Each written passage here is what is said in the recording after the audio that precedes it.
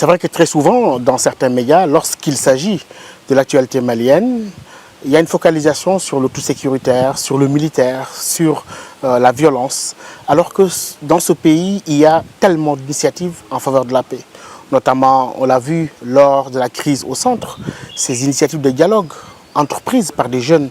aussi bien du Djina Dogon que du Tebtel Poulagou, mais aussi toutes ces initiatives dans le nord, à Kidal, que ce soit à Menaka, que ce soit à Gao, où la société civile se mobilise, les femmes se mobilisent, et cela n'a pas commencé maintenant. Déjà, en pleine occupation djihadiste à Tombouctou, des femmes s'étaient soulevées pour la paix, pour justement lutter contre la barbarie et montrer cet autre visage du Mali, dont la culture invite à la paix, dont la culture invite à la réconciliation. Je pense qu'il est temps que des médias très importants comme le vôtre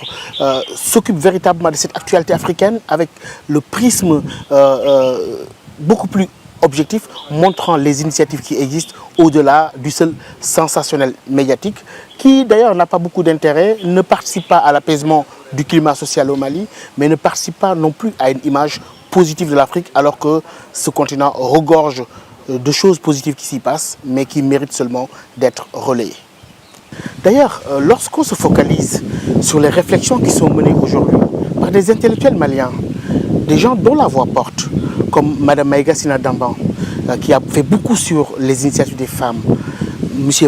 Moussa Makan Kamara, qui travaille jour et nuit avec la Fondation Balazan, mais aussi M. Omarou Sidibé de la Commission Vérité, Justice et Réconciliation,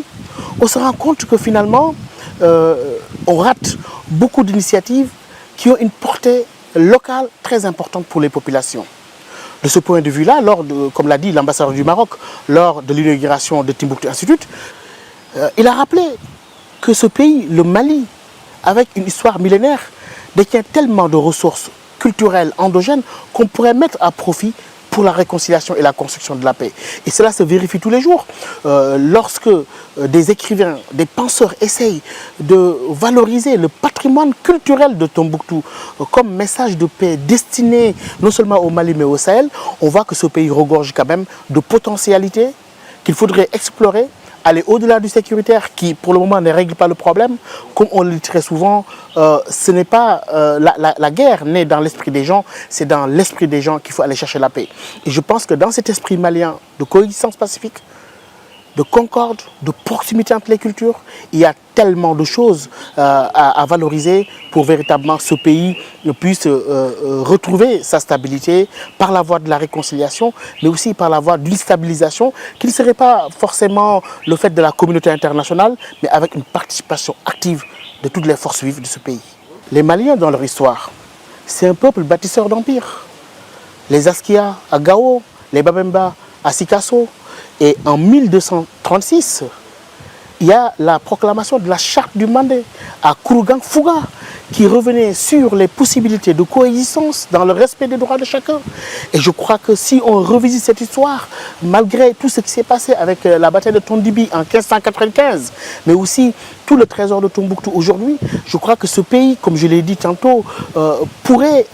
revisiter cette histoire-là,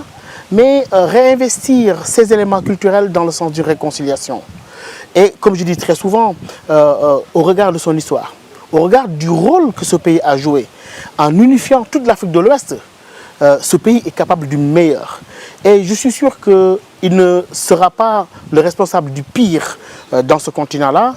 Et comme je dis très souvent, au regard de cette geste de Sundiata, l'image est très belle et parlera certainement aux Maliens.